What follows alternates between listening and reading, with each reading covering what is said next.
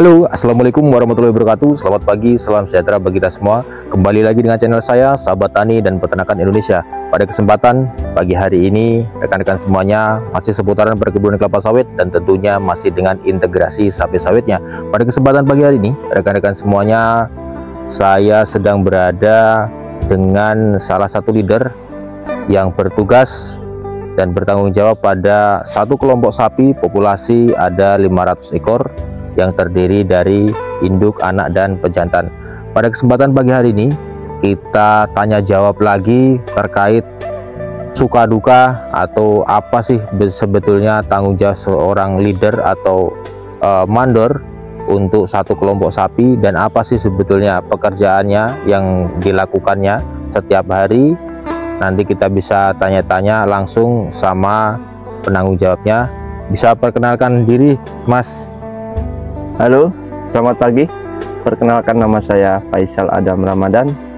Asal saya dari Jawa Tengah, Cilacap. Dan tugas saya di sini sebagai leader atau dibilang mandor. Oke, ya, Mas Adam. Ini Mas Adam ini kan sebagai penanggung jawab di kelompok sapi ini. Oke. Ya.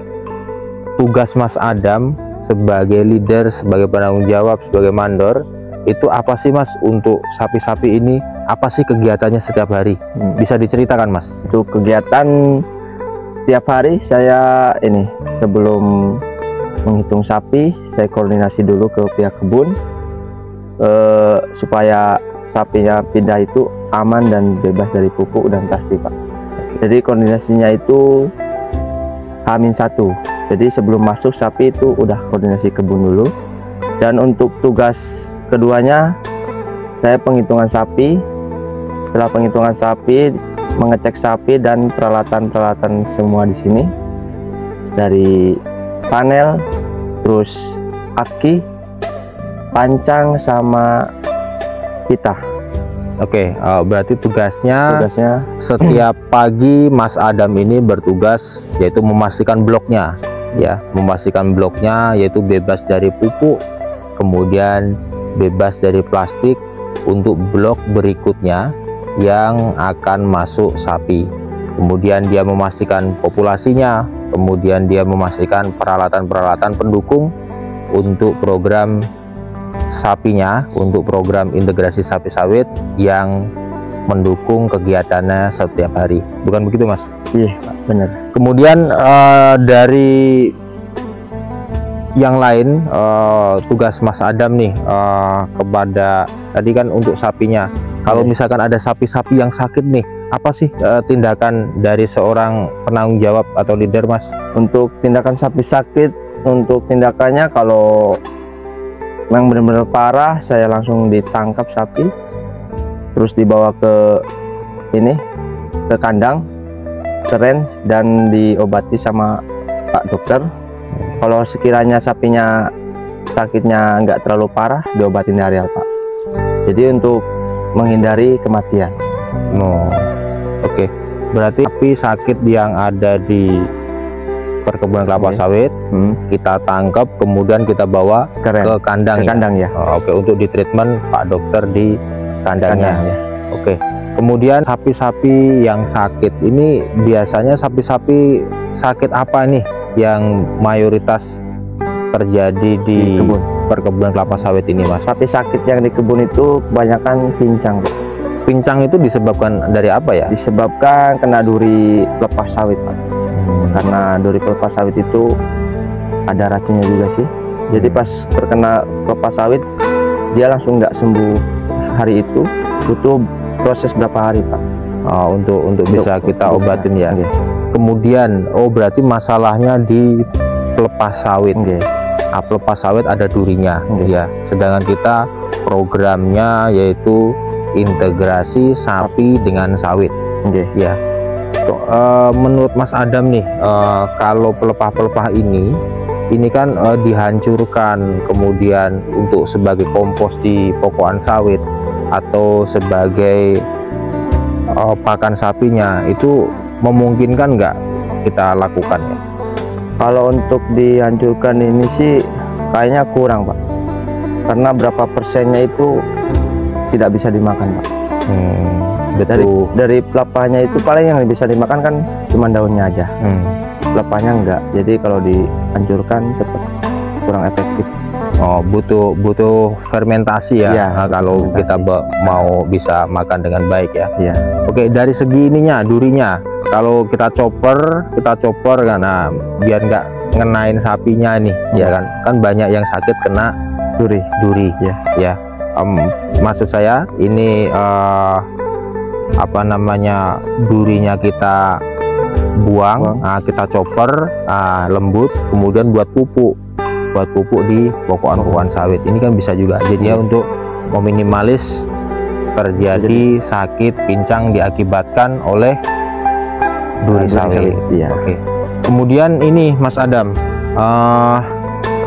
ini kan sapi-sapi dalam program integrasi sapi sawit ini sangat banyak sekali sedang dikembangkan di seluruh Indonesia, ya, yaitu upaya Indonesia untuk menekan angka impor daging dan angka impor bakalan sapi dari luar negeri dengan memanfaatkan luasan lahan perkebunan kelapa sawit sebagai lahan pengembalan sapi.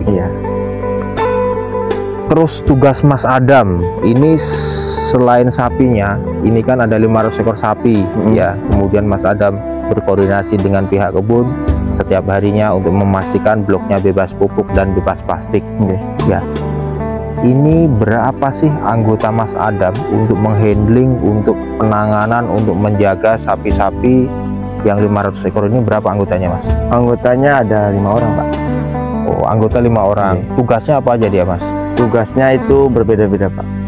Jadi ada yang pagi, shift pagi itu kan 2 orang. Ya. Malam 2 orang juga. Ya. Dan satu lagi orang itu overshift alias libur off. Dan untuk yang 2 orang shift paginya itu dia tugasnya pancang untuk blok sapi yang besok mau masuk, terus mancang dan mengontrol sapi. Oke. Setelah pemancangan beres untuk sapi besok, baru dia mengontrol sapi supaya tidak keluar dari kelompoknya. Oke. Terkadang kan ada gangguan hewan buas juga Pak. Apa itu? Ini anjing hutan Pak. Anjing hutan ya. Oke. Kemudian itu kan ada jaga malam, jaga pagi. Itu jamnya berapa jam Mas? Dia jaga itu. Berarti sapi ini dijaga 24 jam ya? Dijaga enggak? 24 jam. Dijaga 24 jam. Dan yang shift malam ini itu kerjanya itu 13 jam Pak. 13 malam jam. 13 jam, shift pagi 13 jam. Untuk memastikan sapinya lengkap, kemudian sapinya dapat asupan sapi asupan rumput yang bagus ya. Oke. Kemudian ini kan kita lihat Mas, ini kan pokoknya sudah tinggi sekali ya. Ini berpengaruh nggak terhadap kondisi sapi? Oh, jelas berpengaruh Pak. Apa ini penyebabnya pokok tinggi berpengaruh dalam kondisi sapinya? Karena ini pokok tinggi, jadi untuk rumput itu kurang pertumbuhannya Pak. Jadi, kurang pertumbuhannya. Iya. Nah, kurang pertumbuhan otomatis sapi makannya juga kurang. Jadi untuk menghindari pokok tinggi terus rumput nggak ada, kita kasih pakan tambahan. Pakan tambahannya sentrat. Konsentrat itu diberikan untuk sapi-sapi yang gimana Mas? Sapi yang laktasi Pak. Sapi-sapi yang laktasi, yang lagi menyusui ya? Yang lagi menyusui. Oke, rekan-rekan semuanya, sahabat tani dan peternak Indonesia ya, dalam program integrasi sapi sawit ini pokok tinggi yang kurang lebih umur 15 sampai 20 tahun ini berpengaruh dalam produksi rumput, sehingga berpengaruh terhadap kondisi sapinya. Apa langkah-langkahnya dalam menangani krisis rumput di bawah naungan perkebunan kelapa sawit? Yaitu mungkin kita harus lakukan sebagai peternak, yaitu pengurangan populasi. Kemudian kita juga bisa lakukan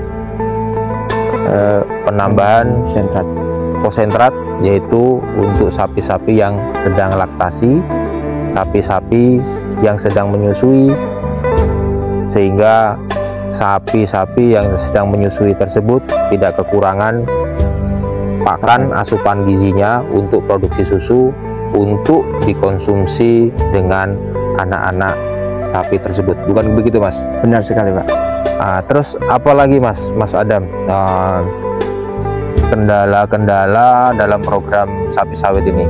Sapinya mungkin ada yang lepas, atau sapinya kurang, atau sapinya kenapa? Itu apa sih kendalanya di program sapi sawit? Pokok tinggi, oke. Ya. Kemudian kendala apa lagi yang bisa menyebabkan produksi sapinya ini menurun? Kendalanya itu dari ini, Pak, biasanya dari populasi juga. Populasi terlalu banyak, itu bisa kendalanya kurus. Karena kan rumputnya udah tipis, jadi otomatis sapi kurang makan. Dan juga kendala yang dari kebun ini banyak juga, Pak, dari hewan yang ada di kebun. Misalkan ada anjing hutan, terus biawak. Biawak yang besar juga itu bisa memakan anak yang kecil baru lahir juga, karena kan bau amis. Ya. Dan untuk menangani itu, yang jaganya harus intensif, sambil ngecek yang baru melahirkan, kan dia rawan banget. Kalau dari hewan-hewan buas itu, kalau bau amis itu dia langsung pasti ngejar terus, Pak. Oke, berarti dikontrol terus ya? Iya. Dikontrol terus ya. Oke, berarti anak kandangnya ngontrol sapi-sapinya ini ya dalam kondisi apapun ya. Oke, Mas Adam ya. Oke, mungkin segitu dulu, Mas Adam, tanya jawab pagi ini. Ya, nanti kita buka season berikutnya ya, yang menginspirasi rekan-rekan semuanya yang menonton channel saya ini. Oke, mungkin demikian rekan-rekan semuanya, sahabat tani dan peternak Indonesia, seputaran perkebunan kelapa sawit, dan tentunya masih dengan program sapi sawitnya ya. Luasan perkebunan kelapa sawit di Indonesia yang sangat luas ini merupakan potensi Indonesia. Indonesia harus serius, Indonesia harus konsisten dalam pengembangan sapi dalam perkebunan kelapa sawit ini, yang mana luasan perkebunan sangat luas sekali dan sangat potensi untuk kita kembangkan sapi di dalam perkebunan kelapa sawit. Dan tentunya Indonesia dapat menekan angka impor daging maupun bakalan sapi dari luar negeri, sehingga Indonesia bisa maju lagi dan tidak bergantung pada negara-negara yang mengimpor atau mengekspor daging atau bakalan sapi ke negeri tercinta Indonesia. Mungkin demikian dari saya, terima kasih. Selamat pagi, salam sejahtera bagi kita semua. Semoga apa yang saya sampaikan pada pagi hari ini bermanfaat dan tentunya menginspirasi rekan-rekan semuanya. Terima kasih. Assalamualaikum warahmatullahi wabarakatuh.